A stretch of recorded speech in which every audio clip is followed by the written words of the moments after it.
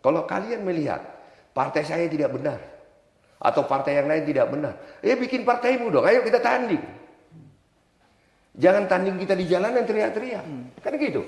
Bikin partainya. Ayo kita tawarkan ide kepada rakyat. Kita tawarkan orang-orang terbaik kita kepada rakyat. Nah, kalau memang hebat ya pasti dia yang terpilih, dia yang menang kan. Maka dengan luka, sakit hati, dan ketua umum memerintahkan, kalau ingin membantu saya, ingin membantu partai ini, lakukan tugasmu sebagai kader. Yaitu, sapa rakyat ke bawah.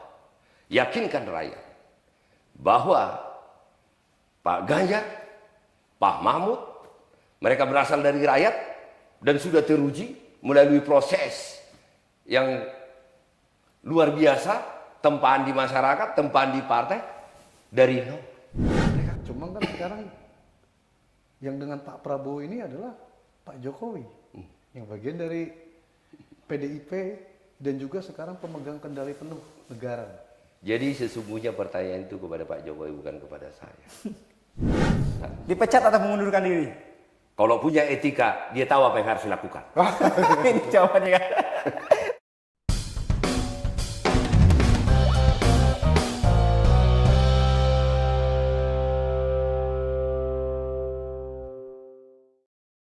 Halo Sobat Rakyat Merdeka, berjumpa lagi dengan kami di podcast Ngegas di Rakyat Merdeka bersama saya Ujang Sunda dan rekan saya Siswanto. Halo. Akhir-akhir ini politik kita semakin seru, semakin panas. Yang terbaru adalah soal sikap dari Pak Jokowi dan juga Gibran Rakabuming Raka. Kita tahu, Sis, bahwa Pak Jokowi itu kan dari awal itu kan dari PDIP. Dari Solo 2 periode PDIP. Terus juga Jakarta, PDIP, kemudian Presiden 2 periode PDIP. Tetapi sekarang mendukung Gibran, merestui Gibran untuk menjadi cawapres Pak Prabowo. Ini kayaknya seru kalau kita bicara tentang ini dengan PDIP. Dan yang menarik juga Gibran maju masih ber-KTA PDIP. Itu yang menarik sampai sekarang. Gitu. Cuma yang ditunggu-tunggu publik sebenarnya, ini kan PDIP yang 7 kali bahasanya Adian Apitupulu itu memenangkan Jokowi. Betul. Tapi PDIP-nya sampai sekarang kesannya masih adem ayem gitu. Kita pernah bikin berita di RM waktu itu, PDIP kalem gitu kan. PDIP kalem, Gibran jadi cawapres gitu. Nah, hari ini kita kedatangan narasumber yang sangat kompeten untuk menjawab ini. Ini adalah Ketua DPP PDIP, anggota DPR RI, dapilnya Jabar 6, Bekasi Depok. Satu dapil, satu kampung. Nah, itu Bang Sukurna Baban. Satu dapil berdua ya, jadi kita bertiga satu dapil ya. Gimana kabarnya, sehat Bang? Sehat Mas Ujang. Alhamdulillah. Sehat Mas. Terima kasih sudah berkenan hadir di sini Bang. Terima kasih juga saya diundang ya untuk kita berdiskusi, berdialog tentang kebangsaan, khususnya mungkin tentang gonjang-ganjing yang terjadi sekarang ya. Iya, Apa sih ini kok bisa jadi seperti ini, sembraut, nah gitu loh. Tapi ya publik menunggu-nunggu deh Bang, sikap PDIP kesannya kok kalem-kalem aja. Padahal kalau kita lihat di pemberitaan itu kan di tingkat bawah ini kayaknya gejolaknya keras banget Bang. Marah banget gitu loh dengan Gibran maju cawapres masih ber-KTA PDIP dan Pak Jokowi seolah-olah dalam tanda kutip ya memberikan jalan gitu loh dengan putusan MK yang kemarin orang menganggap seperti itu. Abang gimana Bang? Oke, jadi ya amarah itu kan bisa kita artikan dua. Amarah itu bisa kita lakukan dengan 2 sikap. Yang pertama, kita teriak, kita tunjukkan amarah melalui bahasa, wajah, dan tindakan. Nah, tentu hitungannya adalah apakah itu efektif dan bermanfaat bagi bangsa kita. Resiko kosnya kan sangat tinggi sekali. Dan amarah yang kedua, kita diam. Kita diam, kita simpan. Amarah itu menjadi sebuah kekuatan. Kekuatan untuk bekerja lebih keras. Kita menunjukkan bahwa kita lebih baik.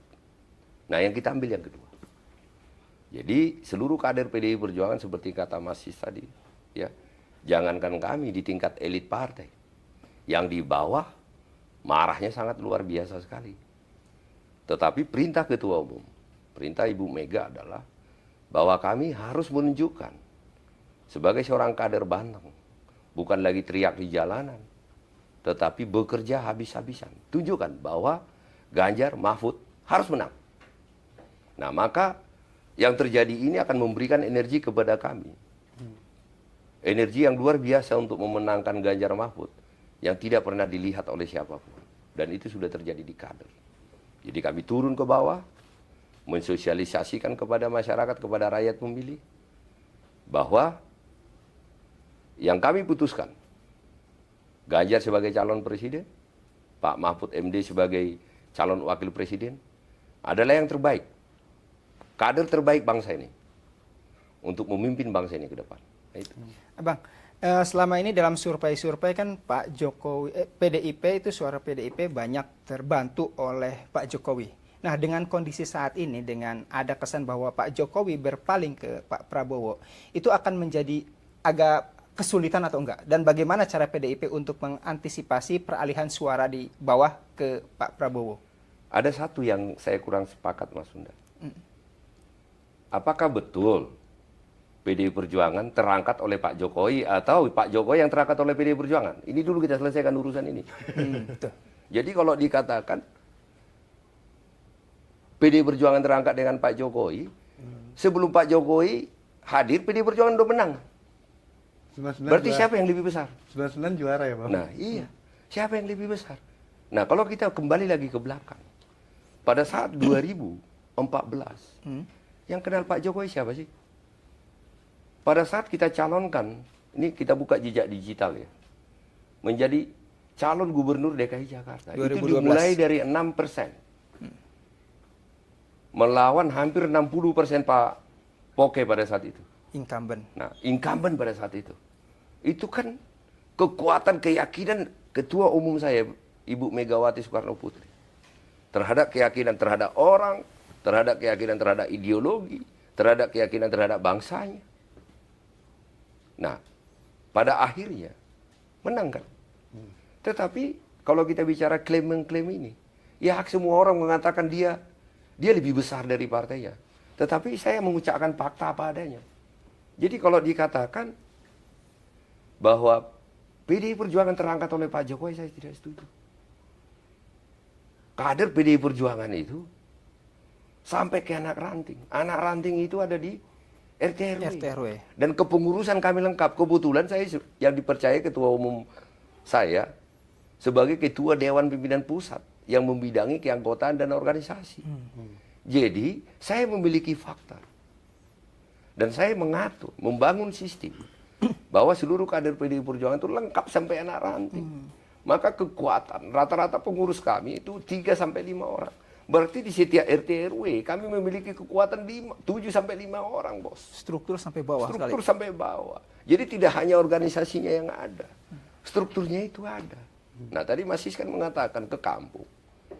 Kalau dicek kan ada kan sampai anak-anak ranting saya kan ada kan? Ada. Dan mereka disiplin kan. Jadi jangan kebalik-balik lah. Jangan lupa. Saya selalu berterima kasih kepada partai ini. Saya selalu berterima kasih kepada Ketua Umum saya. Tanpa PDI Perjuangan, saya tidak akan pernah menjadi anggota DPR.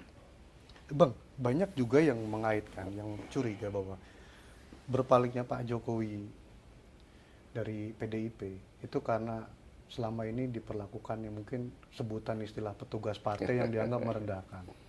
Ini, wah Pak Jokowi petugas partai kalau tidak ada PDIP nggak jadi apa-apa Pak Jokowi.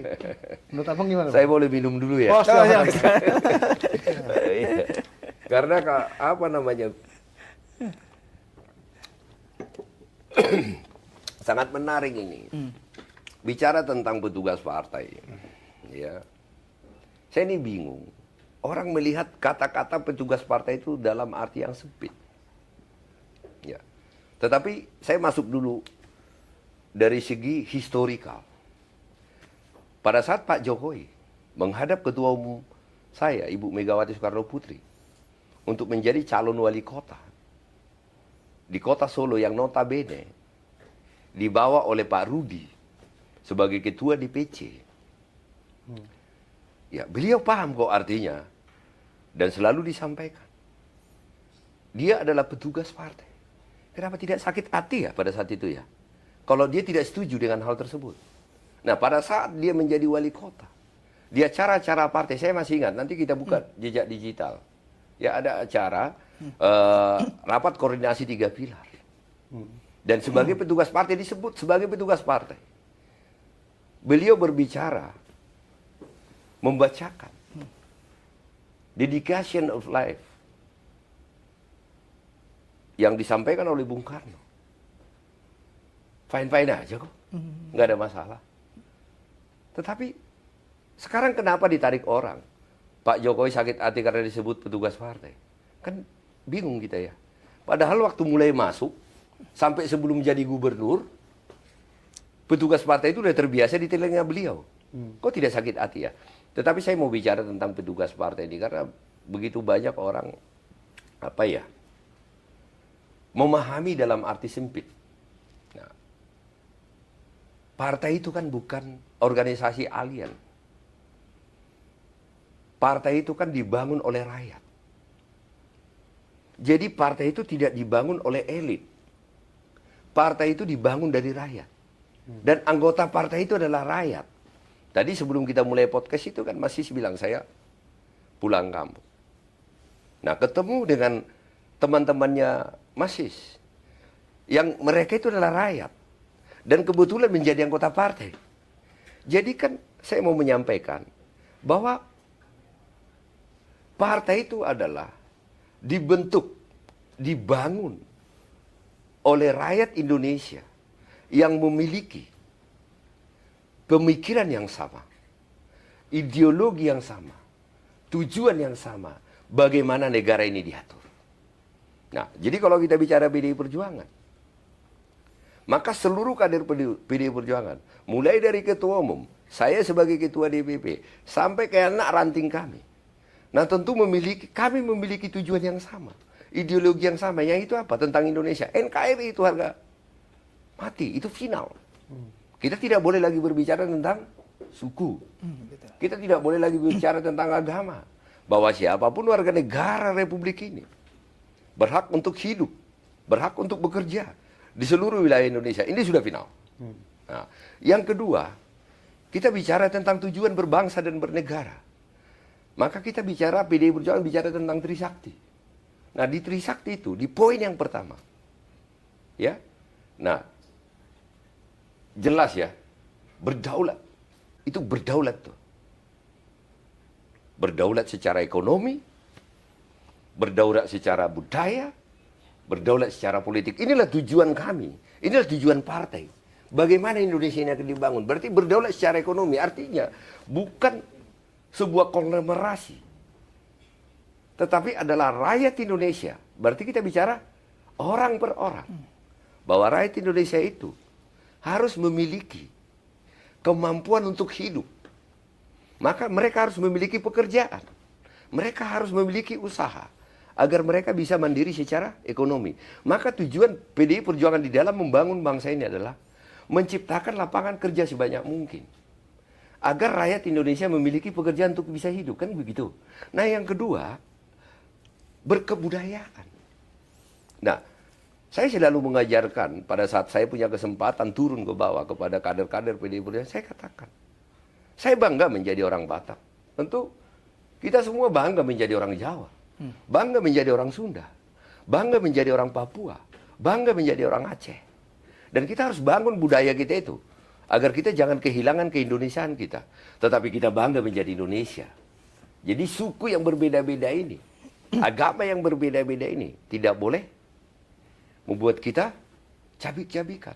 Maka di dalam kepengurusan PDI Perjuangan periode 2019-2024 untuk mewujudkan berdaulat secara kebudayaan itu dan bangga menjadi orang Indonesia itu, kami dibuat lagi nomenklatur baru, yaitu Badan Kebudayaan Nasional. Nah, artinya apa yang saya sampaikan? NKRI, ya, Bhinneka Tunggal Ika. Dan tujuan berbangsa dan bernegara tadi yang saya sebut dengan Trisakti itu. Itulah tujuan partai ini. Maka di partai ini, kami dibagi 3 kelompok. Sama seperti kita ini sekarang podcast. Mas Ujang, Mas Sis kan punya tugas masing-masing ini. Nah, sekarang mewawancarai saya, kita berdiskusi. Tetapi ada yang di belakang kamera, yang pegang kamera. Kan punya tugas masing-masing kan semua. Nah, kami juga begitu. Memiliki tugas masing-masing. Ada yang di pengurus partai. Nah, maka tugasnya adalah membangun kepartaian. Ada yang di legislatif. Maka tugasnya adalah menjaga peraturan-peraturan dan membuat peraturan-peraturan yang berpihak kepada semua warga negara. Dan juga peraturan-peraturan daerah tersebut dan termasuk undang-undang harus menstimulasi dari kemandirian ekonomi yang saya sebut tadi. Nah, pilihan yang ketiga adalah eksekutif yang mengeksekusi seluruh anggaran-anggaran dan program-program, apakah itu APBD sampai APBN, untuk mewujudkan tujuan yang trisakti tadi. Nah, maka yang namanya petugas partai, saya kader PDI Perjuangan, saya anggota partai. Maka tugas saya ditugaskan, kebetulan saya berada di dua pilar ini. Saya pengurus partai, sekaligus juga menjadi anggota Dewan. DPR. Maka tugas saya ditugaskan oleh partai adalah memastikan bahwa tujuan partai NKRI itu harus terlaksana.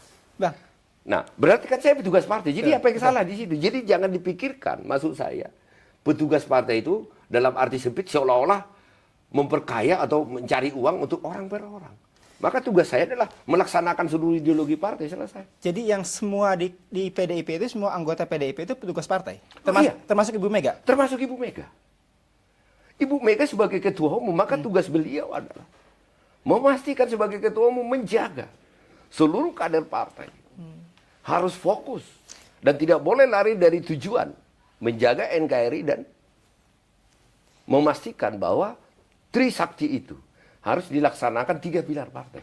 Jadi konotasi petugas partai yang ada di masyarakat dengan di PDIP itu berbeda ya Bang ya? Di PDIP itu mulia petugas partai itu konotasinya. Loh iya, petugas partai itu adalah melaksanakan tujuan partai, Mas. Melaksanakan tujuan partai, jadi bukan untuk memperkaya partai. Partai itu kan punya tujuan. Saya masuk PDI Perjuangan karena partai itu punya tujuan untuk membangun bangsa saya. Yang saya yakini adalah untuk membantu bangsa saya. Maka saya harus masuk partai politik. Karena partai politik itu, PDI Perjuangan memiliki ideologi yang sama dengan saya. Maka tentu saja saya bangga menjadi PDI Perjuangan, saya bangga menjadi anggota partai. Karena saya bisa membangun bangsa saya lebih efektif dan lebih efisien. Bang, tapi kalau ada yang pemikiran begini, Bang.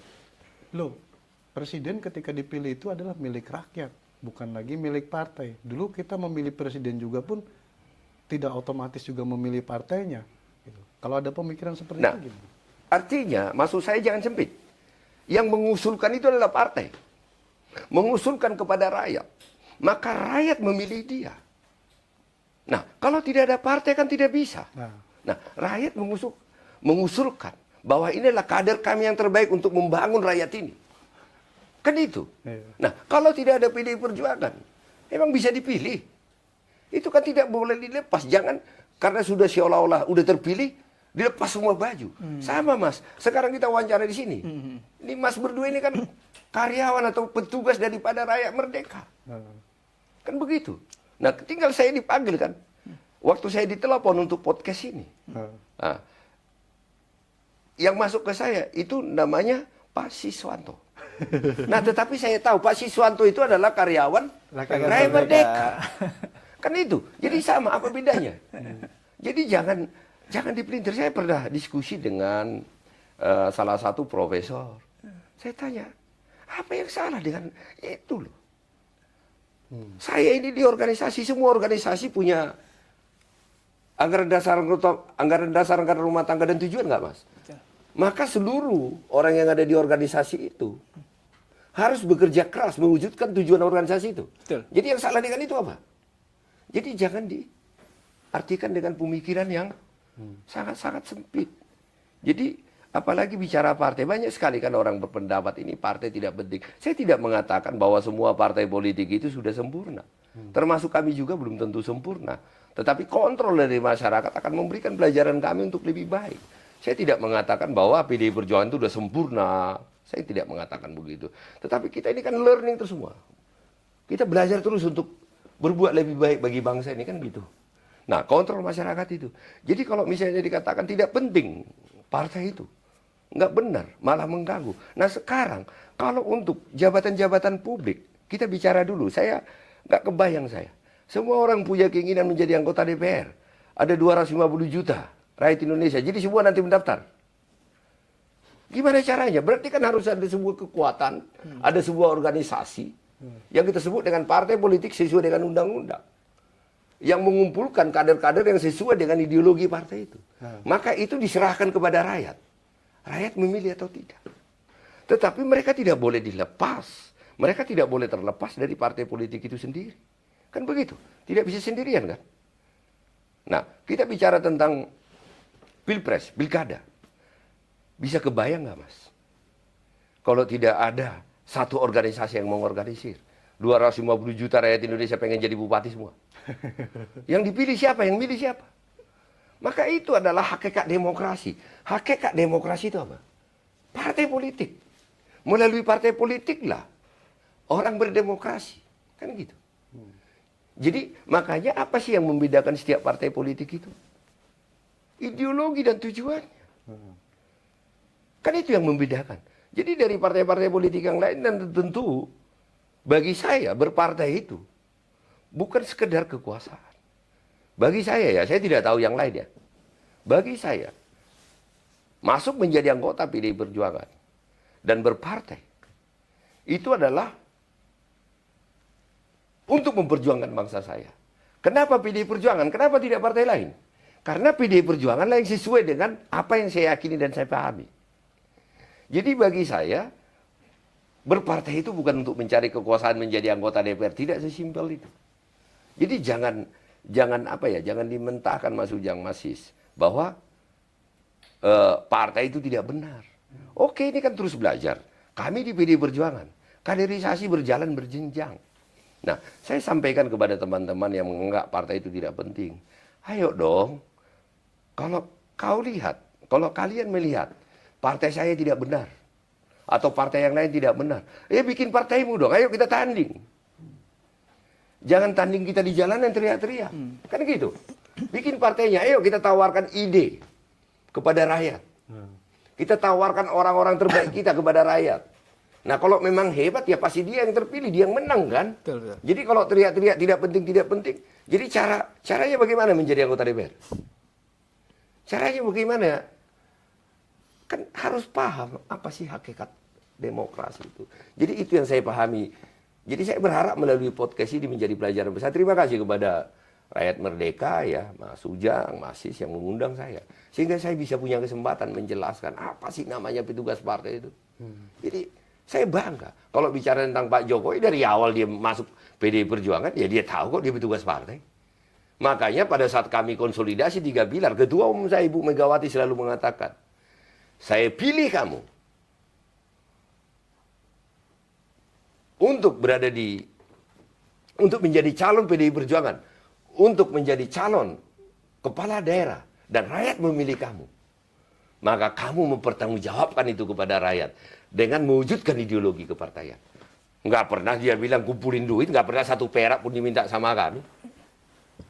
Ya bayangkan saja kalau diminta dari caleg-caleg atau apa, waduh. Saya tahu ketua umum saya. Jadi saya tidak pernah dimintain duit, 1 kader pun, saya ketua DPP bidang keanggotaan organisasi, 1 kader pun calon kepala daerah tidak pernah kami peras, tidak pernah kami minta. Jadi kalau dibilang tidak ada mahar, tidak ada mahar, sebelum orang bicara tidak ada mahar, PDI Perjuangan tidak ada mahar. Jadi ada yang mengatakan, oh kok tidak ada mahar? Kok ditanya keuangan kita? Masa partai yang menanggung baleho dia sih? Dia yang menjadi kepala daerah? Ya kan untuk kepentingannya, baleho dia, sosialisasi dia. Tetapi mahar itu kan kalau ada bayaran kepada partai. Tetapi untuk kepentingan dia sosialisasi agar terpilih, apakah itu mahar masih? Itu kan kepentingan dia. Bukan untuk partai memperkaya partai. Nah tetapi satu hal yang tidak mereka pahami adalah, apakah kader-kader kami, kader-kader saya, anak ranting PAC, DPC, DPD, dan DPP yang turun untuk membantu dibayar? Enggak. Kami pakai uang sendiri. Kami mandiri, kami terbiasa diajarkan ketua umum saya untuk bergotong royong. Jadi di PDI Perjuangan itu tidak ada. Nanti coba dicek deh kepala daerah kami. Nah, saya bertanggung jawab ini karena salah satu pada saat fit and proper test sebelum kepada ketua umum memutuskan. Saya sebagai ketua DPP bidang keanggotaan organisasi, fungsi saya juga untuk melakukan seleksi.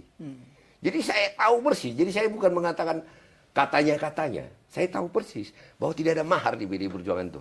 Jadi tidak ada bayaran. Tetapi kami harus memastikan jangan sampai dia tidak punya modal untuk sosialisasi. Nah, kadang kami kalau untuk saksi kita bantu, gitu loh. Jadi kan nggak ada salah dengan itu. Bang, beralih ke Pilpres, Bang. Sekarang kan sudah 3 pasang nih, sudah mendaftar ke KPU, sebentar lagi akan ditetapkan. Nah, dengan Mas Ganjar Pranowo dengan Pak Mahfud, kemudian ada Pak Prabowo disandingkan dengan Gibran, ini PDIP untuk strategi memenangkan Pak Ganjar Mahfud itu seperti apa? Apalagi banyak orang bilang bahwa dengan adanya Prabowo Gibran maka itu Jawa Tengah bisa terganggu itu. Itu kan basis PDIP. Nah, gimana cara mengantisipasinya? Ya, pertama saya jawab dulu pertanyaan pertama ya. Tadi sesungguhnya itu saya sudah jawab tadi di awal pembicaraan kita. Maka dengan luka, sakit hati, dan ketua umum memerintahkan, kalau ingin membantu saya, ingin membantu partai ini, lakukan tugasmu sebagai kader. Yaitu, sapa rakyat ke bawah. Yakinkan rakyat bahwa Pak Ganjar, Pak Mahfud, mereka berasal dari rakyat dan sudah teruji melalui proses yang luar biasa, tempaan di masyarakat, tempaan di partai, dari nol. Mereka kan bukan anak, Pak Ganjar anak rakyat. Pak Mahfud juga seperti itu. Sampai berada di posisi yang sekarang. Pak Ganjar sampai berada di posisi gubernur. Pak Mahfud sampai berada di posisi menteri. Mereka dari nol. Dan mereka tidak mendapatkan karpet merah untuk itu. Mereka tidak mendapatkan fasilitas untuk itu. Mereka berjuang sendiri. Dan itulah rakyat itu. Nah, ketua umum saya... Gak pakai ngakalin undang-undang ya? Enggak. Ya, nanti kita bahas itu. Nah, yang saya mau maksudkan adalah siapa yang tidak mengetahui track record itu? Nah, maka ketua umum saya mengatakan kepada kami, kepada seluruh kader, sapa rakyat, sampaikan itu. Dan saya tahulah di dalam hati nurani rakyat, kalau dilihat seluruh calon ini, kalau tidak ada hal-hal lain yang force majeure, ya, siapa sih yang tidak tahu Ganjar? Siapa sih yang tidak mengenal Pak Mahfud? Yang begitu berani, apalagi urusan hukum dan macam-macam. Reputasinya. Rakyat pasti setuju dengan pilihan ketua umum saya. Nah, tinggal mudah-mudahan kami bisa memenangkan presiden pada Februari 2024. Nah, strateginya adalah turun ke bawah. Yakinkan rakyat bahwa ini adalah warga negara terbaik untuk bisa memimpin rakyat ke depan. Bisa memimpin Indonesia ke depan. Nah, ya kalau misalnya dikatakan tadi, ya calon yang lain bisa mengurus Jawa Tengah, apa enggak sebaliknya? Satu pertanyaan Mas Ujang, Mas Is. Saya balik bertanya ini. Apakah ke Mas Is atau ke Mas Ujang? Atau apakah nanti yang mendengarkan podcast kita ini? Etika norma yang terjadi sekarang. Apakah itu bisa diterima akal sehat dan diterima nurani rakyat Indonesia? Saya pikir sangat sulit untuk menerima itu.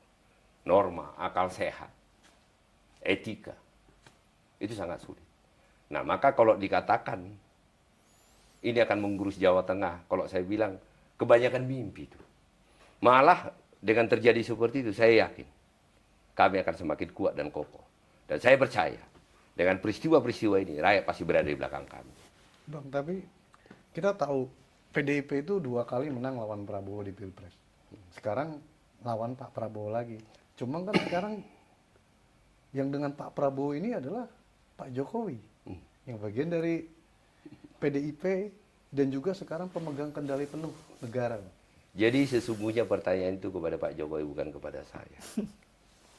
Dan jujur ya, Mas Sis, Mas Ujang, siapapun yang mendengarkan podcast kita ini, pada saat deklarasi itu terjadi, saya menonton di rumah saya. Tanpa terasa air mata saya menetes. Kenapa, Bang? Dan saya merasakan seluruh kesedihan, duka. Sekarang pun saya pakai baju hitam ini karena Berduka. masih posisi berduka. Kenapa saya katakan saya sebagai warga negara meneteskan air mata melihat itu. Pada saat deklarasi mereka itu. Poin yang pertama adalah, saya lihat yang mendeklarasikan itu. Kebanyakan kelompok yang mengatakan, masih belum kering barangkali ludahnya ya. Dan bisa kita lihat di jejak digital. Pak Jokowi itu pelangak pelongo. Pak Jokowi itu PKI. Pak Jokowi itu tidak pantas menjadi presiden. Apakah begitu besar ambisi kekuasaan sehingga harus menghilangkan kemanusiaan dan harga diri? Orang yang mengatakan dia pelangak pelongo. Orang yang mengatakan dia tidak pantas menjadi presiden. Bodoh, keturunan PKI. Berdiri bersama-sama untuk sebuah kekuasaan. Apakah kekuasaan itu begitu berarti sehingga kemanusiaan kita hilangkan? Dan saya melihat tidak ada orang di situ berdiri yang betul-betul di awal mempercayai Pak Jokowi yang belum menjadi siapa-siapa. Yang saya katakan saat masuk Jakarta 6% surveinya. Orang itu sudah tidak ada lagi. Dipunggungi dan dihianati. Ditusuk. Itukah kemanusiaan dan warga negara yang akan kita harapkan menjadi pemimpin, Mas. Makanya saya sampaikan, bukan ke saya pertanyaan itu, Mas. Dan saya pikir saya tidak bohong kan yang saya katakan. Siapa sih yang mengatakan Pak Jokowi pelangak pelongo? Siapa sih yang mengatakan Pak Jokowi keturunan PKI dan PKI? Kelompok yang sekarang. Kelompok yang sekarang. Dan kami yang berdiri teguh membela situasi seperti apapun. Dan sekarang kami dipunggungi. Gak apa-apa. Di dalam hidup itu, pengkhianatan terbiasa. Tetapi, tentukan, saya percaya satu hal, Mas Ujang, Mas Sis.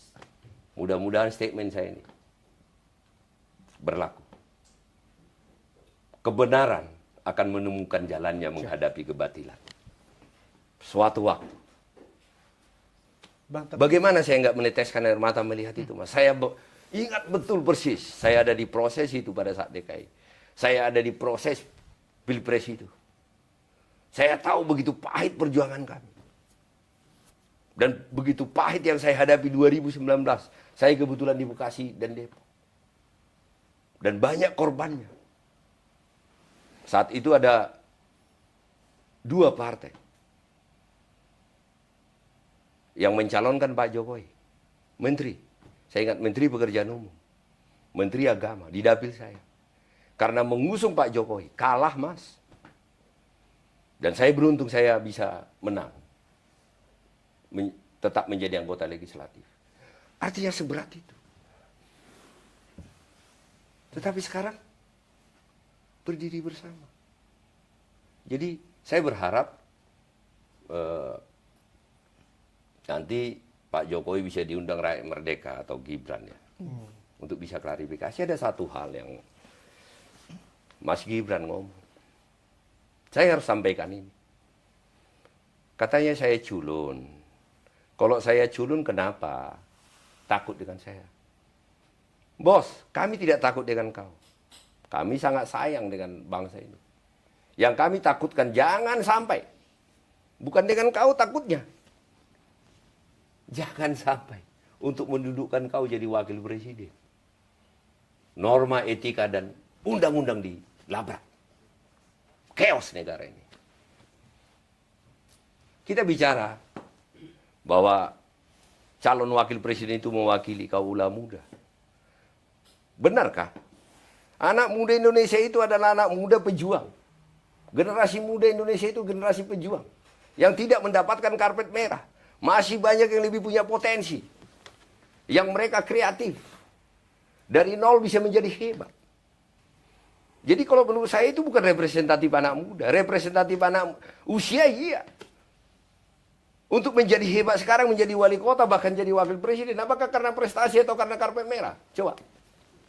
Apakah itu mewakili anak muda Indonesia? Kalau bukan anak presiden nggak bakal bisa. Iya kan? Nah itu. Bukan saya yang ngomong loh. Kalau bukan anak presiden kan. Jadi berarti kan dipaksakan untuk mewakili. Oh ini generasi muda jangan dihambat. Udahlah, saya katakan saya ini terlibat. Saya ada di pengambil keputusan. Salah satu pengambil keputusan di PDI Perjuangan. Saya tahu ketua umum saya. Selalu rindu anak-anak muda. Maka selalu mengatakan berikan kesempatan kepada anak muda. Jadi jangan dikatakan kami tidak memberikan kesempatan kepada anak muda. Kalau kami tidak memberikan kesempatan kepada anak muda, dia tidak akan menjadi wali kota. Bobby tidak akan menjadi wali kota dan masih banyak anak muda yang lain. Tetapi pertanyaan pentingnya, apakah benar dia dicalonkan karena representatif anak muda? Kalau saya mengatakan ya, usianya muda ya. Tapi representatif anak muda Indonesia, no. Representatif anak muda Indonesia adalah pejuang. Yang inovatif. Yang kerja keras untuk menjadi hebat. Betul nggak Mas? Tadi kan Mas Sis mengatakan ya kalau nggak jadi putra presiden tidak mungkin jadi wakil. Kita semua tahu itu. Masuk saya dengan mengetahui ini membuka. Ini kan pelajaran politik. Makanya saya katakan biasanya saya tidak mau diundang ke media Mas. Saya salah satu ketua DPP PDI Perjuangan yang agak tertutup Mas. Tapi saya tidak bisa. Saya disuruh diam. Ketua umum saya mengatakan kepada saya, semua bekerja keras. Perintah itu saya laksanakan. Untuk di Bekasi Depok saya sampai masuk ke RT RW semua. Tetapi untuk disuruh diam, saya nggak bisa lagi. Saya warga negara tetap. Dan saya marah sebagai kader PDI Perjuangan apa yang terjadi. Berita yang pertama untuk turun memenangkan saya fokus. Dan saya lakukan dengan kekuatan yang belum pernah saya kerjakan dan lakukan. Berarti kalau ditanya sekarang, berarti hubungan Bu Mega dengan Pak Jokowi itu gimana? Aku nggak tahu. Tetapi ketua umum saya dengan tegar dan senyum. Tetapi kalau bicara luka, Mas, saya tahu persis. Ya. Kalau bicara luka dan sakit hati, tetapi seperti apa rasa sakitnya aku nggak tahu. Tetapi saya tahu sebagai ibu saya pasti terluka, meringis, merintih Pak. Karena saya tahu persis, Ibu Mega sangat menyayangi Pak Jokowi lebih daripada dan dianggap sebagai putranya. Pada saat orang tidak percaya, diangkat, digendong. Dan itu saya tahu persis. Nah, saya berpikir, saya mulai introspeksi. Jadi 2 minggu ini Mas, saya mencoba menyendiri. Introspeksi. Ngelihat lagi ke belakang, apa sih sesungguhnya yang terjadi, kenapa sih elit bangsa kita jadi seperti ini. Mulai saya dapat garis benang merahnya. Saya runut. Sampai ke tingkat deklarasi itu. Oh ini yang terjadi. Cuman satu pelajaran besar bagi saya. Apakah memang kita harus menjual harga diri kita? Masa depan anak-anak kita. Untuk rasa takut dan keinginan berkuasa. Saya tidak akan pernah menjual anak saya untuk rasa takut dan keinginan berkuasa. Bang, dan itu yang membuat saya hadir di podcast kita ini. Pertanyaan terakhir sebelum kita masuk ke game. Sempat ada wacana kemarin bahwa karena kadung sakit hati PDIP, ada wacana menteri-menterinya ini bakal ditarik kabinet. Apakah itu mungkin terjadi, Bang? Tentu ada yang menjadi ranah saya. Nah, ada yang bukan ranah saya. Tentu ranah itu adalah ranah ketua umum.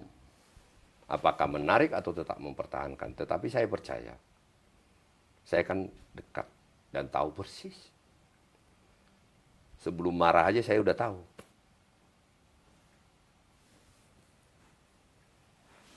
Ibu Mega sangat mencintai bangsa ini. Kalau kita lihat 2014, bayangkan Mas, cek semua ketua-ketua partai di dunia ini. Ada nggak partainya menang, tapi dikorbankan dirinya untuk tidak menjadi wakil presiden? Itu peristiwa 2014. Dia menyerahkan haknya itu. Menjadi calon presiden kepada namanya Joko Widodo. Itu adalah sebuah pengorbanan luar biasa, nggak main-main tuh Mas. 2019,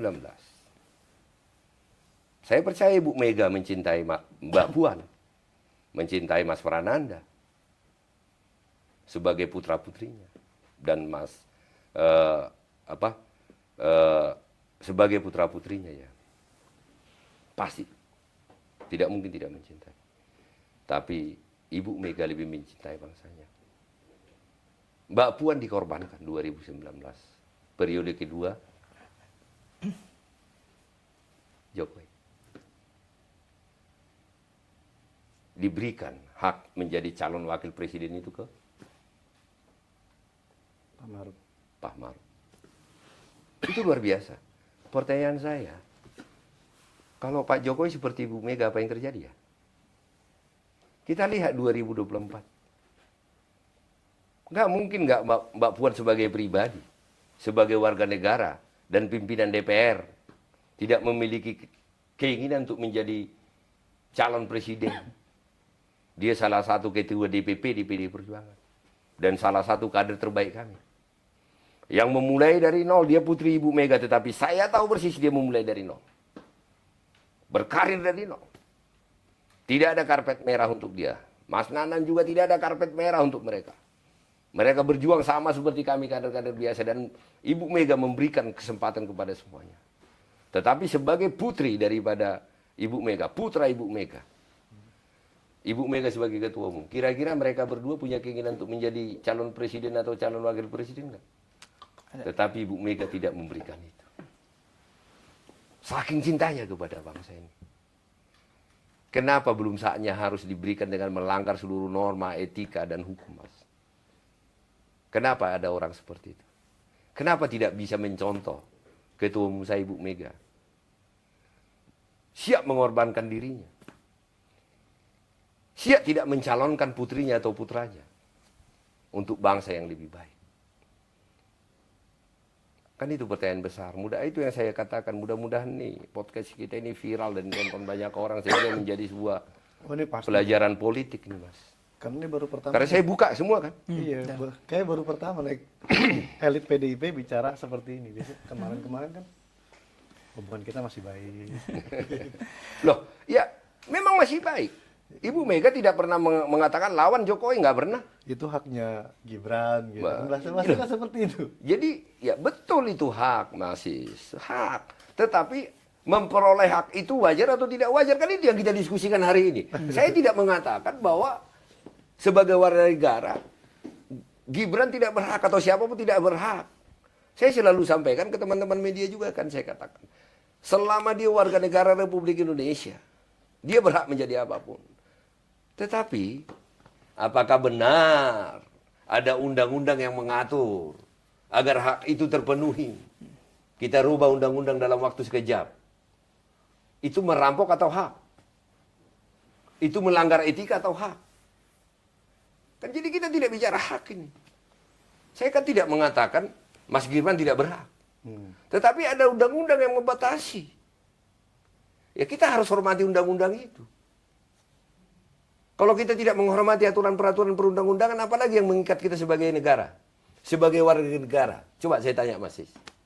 Kalau kita tidak menghormati, dan semua itu menjadi nanti, semua elit politik atau elit kekuasaan melakukan itu.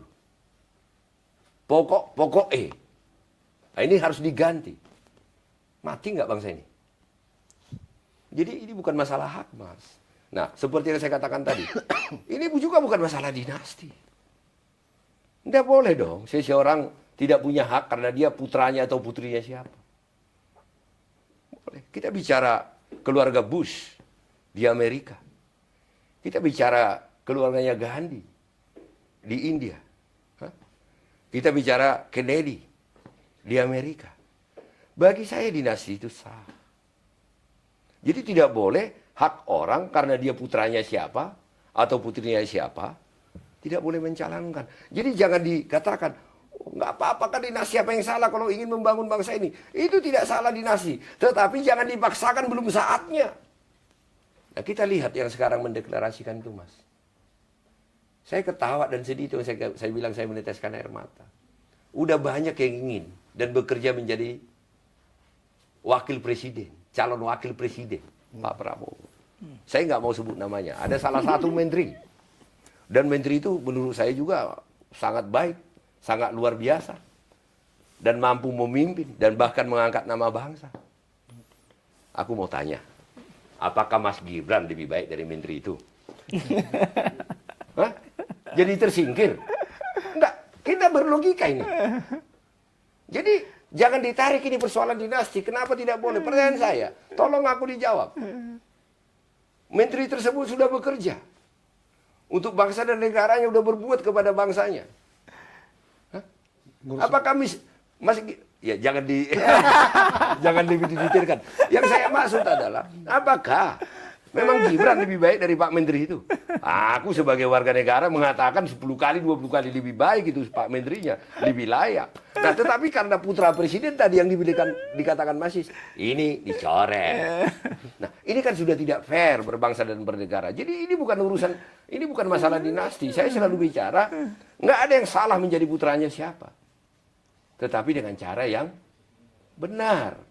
Nah jadi ini bukan hanya sekedar dinasti. Nah kemudian, ada berapa sih partai politik di sana?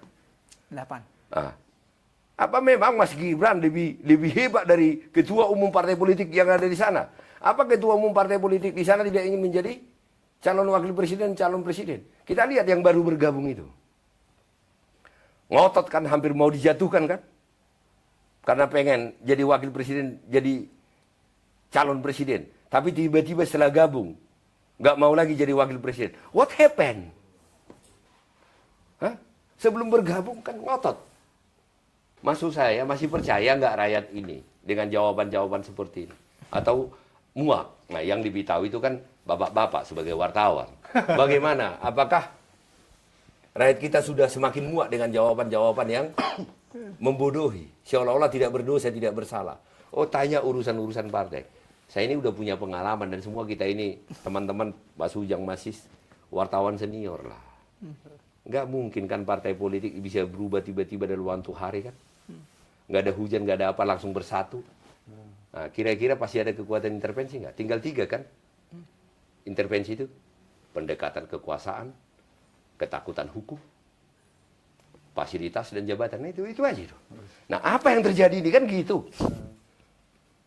Yang dari 3 ini yang mana nih? Tadi saya katakan, apa betul Mas Gibran lebih baik dari salah satu ketua umum partai? Aduh, kalau ketua umum saya begitu, saya keluar dari partai. Ya kan, ketua umum saya harus lebih hebat dari saya dong. Dan punya harga diri. Dan saya bangga menjadi PDI Perjuangan dan anak buahnya Ibu Mega. Karena kokoh, begitu kokoh dengan pendiriannya. Itu membuat saya bangga. Makanya menolak ketika ada permintaan. Nanti saya jawab itu. Nah, kemudian kan ada sempat wacana ya, salah satu gubernur jadi wakil presiden ya. Dan saya tahu gubernur itu yang dicalonkan menjadi wakil presiden itu dari nol sampai menjadi wakil gubernur dan menjadi salah satu tokoh perempuan di negeri ini dan sangat tenar. Apa lebih baik Mas Gibran dari ibu tersebut? Benar? Atau ada kekuatan lain yang bermain? Rakyat kita masih bisa percaya itu nggak? Jadi jangan ditarik, maksud saya urusan ini, oh ini dinasti. Ini bukan urusan dinasti. Oh ini anak muda, betul. Apakah representatif anak muda? Oh ini PDI Perjuangan sakit hati? Nggak ada, kami nggak teriak. Yang saya mau, saya ada di sini. Dan saya layani podcast ini Mas. Bukan karena sakit hati PDI Perjuangan. Karena saya mencintai bangsa ini. Saya harus menjelaskan apa yang saya tahu. Ini bukan persoalan sakit hatinya PDI Perjuangan. Ini bukan persoalan dinasti. Ini bukan persoalan anak muda, tetapi ini persoalan melanggar norma, melanggar hukum, melanggar etika untuk memastikan menjadi wakil presiden. Itu persoalannya. Aku boleh minum ya? Boleh, boleh, boleh. Jangan-jangan kebanyakan kubuka nih, kebanyakan bicara kan. Ini Tapi coba, kira-kira bolehlah kita diskusi. Ada nggak, jangan satu arah. Ada nggak bahasa saya yang bisa dibantah? Atau masuk logik semua? Masis, ya boleh dong aku bertanya. Dari semua yang saya sampaikan ada yang bisa dibantah nggak? Ya boleh juga kan. Ini hostnya untuk kita berdiskusi. Mana tahu ada yang saya sampaikan tadi semua, ada yang nggak masuk akal, ada yang mengada-ngada. kalau waktunya ada nanti mungkin kita bikin sesi lagi, Bang. Oke. Ini karena kita terbatas, ini kita ada terakhir ini kuis, Bang. Jadi jawab cepat. Ada 5 pertanyaan. Aku ini udah pasti kalah ini karena Enggak ini enggak ada kalah Apa? menang ini. Cuman jawab aja. Jadi kalau udah kuis pasti kalah lah. Karena udah kebanyakan pikiran, lelah untuk berjuang, lelah melihat situasi-situasi. Jadi Ini mengolah. bukan salah benar, bukan salah benar nih. Cuman ini aja. Oke, boleh. Seru-seruan. Pertama, 1 putaran atau 2 putaran? Saya mau ingin 1 putaran dan saya percaya melalui kekuatan kader kami pasti 1 putaran. Mantap. Berat lawan Prabowo Gibran atau berat lawan Amin? Saya tidak memikirkan lawan saya. Saya memikirkan kami harus menang. Oke. Keluar dari kabinet atau dukung sampai tuntas? Itu bukan keputusan saya. Itu ranah ketua umum saya untuk mengambil keputusan. Dipecat atau mengundurkan diri? Kalau punya etika, dia tahu apa yang harus dilakukan. Ini jawabannya kan. Terakhir, Presiden Jokowi, Ibu Megawati. Loh, saya pasti ketua umum saya lah. Saya berada di sini. Beliau mendidik Betul. saya dari nol menjadi anggota DPR. Oh, iya. Mendidik saya jadi etika. Ada satu yang selalu diajarkan kepada saya. Sebagai ketua DPP-nya. Mulai dari awal beliau mengenal saya. Beliau mengatakan, syukur. Menjadi pemimpin itu. Mengambil keputusan. Dan keputusan yang diambil oleh seorang pemimpin tidak bisa menyenangkan orang. Tetapi keputusan diambil oleh seorang pemimpin, apapun resikonya, itu adalah benar untuk sebuah komunitas yang dipimpin. Berarti bicara negara. Itu adalah benar untuk negara. Nah, ini saya tambahin. Ya, kalau kita runut semua ini kan ada 3 sebenarnya polanya ini, Mas. Pertama, 3 periode gagal total, hampir chaos. Penundaan pemilu, gagal total juga. Kenapa 2 ini gagal total?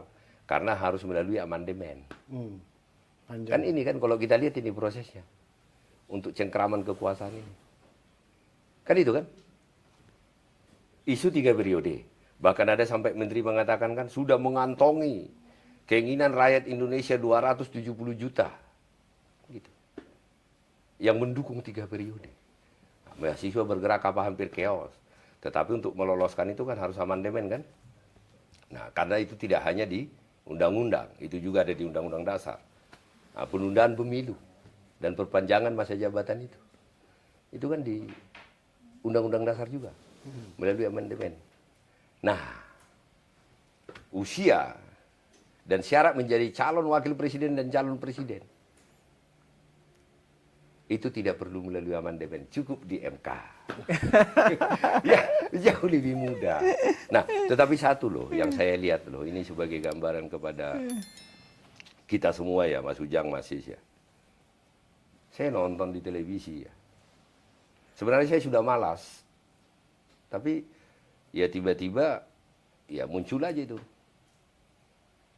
Nah, karena istri saya kan sering nonton, pas saya lihat kan. Sebenarnya saya sudah muak malam.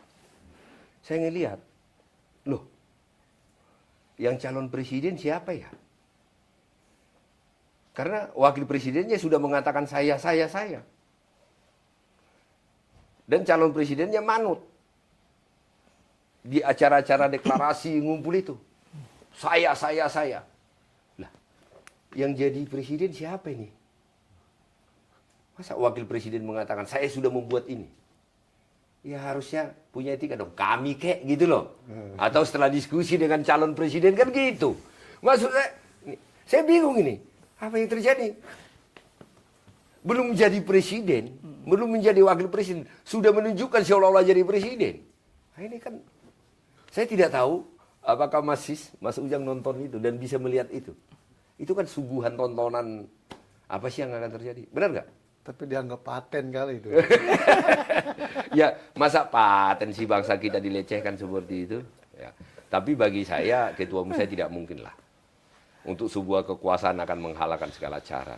Ketua umum saya selalu bertarung seperti laki-laki. Makanya selalu katanya, saya perempuan, tetapi gaya bertarung saya sebagai laki-laki. Dan nyalinya lebih besar dari kami semua. Dan itu yang membuat kami kagum kepada beliau. Dan itu yang membuat saya manut dan tunduk. Karena beliau menunjukkan lebih hebat, lebih berkarakter. Jadi tidak, wah ini ditawarkan diambil, ini ditawarkan diambil. Jadi cengengesan begitu. Ya kan kemarin tuh ada konsolidasi ya. Coba kita tonton lagi nanti videonya. Mudah-mudahan ditonton orang ini podcast. Jadi ditonton video yang terjadi itu kan ada di YouTube banyak gitu. Nah, belum menjadi, dia kan cawapres. Tapi seolah-olah dia yang jadi capresnya. Nah, dan bersikap seperti Presiden. sudah presiden. Ah, gila nih. Sobat Rakyat Merdeka, itulah obrolan kami dengan Ketua DPP PDI Perjuangan, Makasih. Pak Syukur Nababan. Terima kasih. Obrolan yang sangat seru, tapi sayang karena kita dibatasi dengan waktu. Semoga obrolan kali ini dapat menjadi referensi Anda untuk menentukan pilihan-pilihan politik. Dan jangan lupa kepada Sobat Rakyat Merdeka untuk like and subscribe dan ramaikan kolom komentar terkait pernyataan dari narasumber tadi. Iya, yang penting kan kalau nggak setuju, dibilang nggak setuju, kasih alasannya. Itu kan banyak informasi menarik tadi yang disampaikan oleh Bang Syukur terkait dinamika politik, khususnya di internal PDIP Perjuangan. Dari saya sekian, terima kasih, salam. Merdeka. Merdeka. Terima kasih.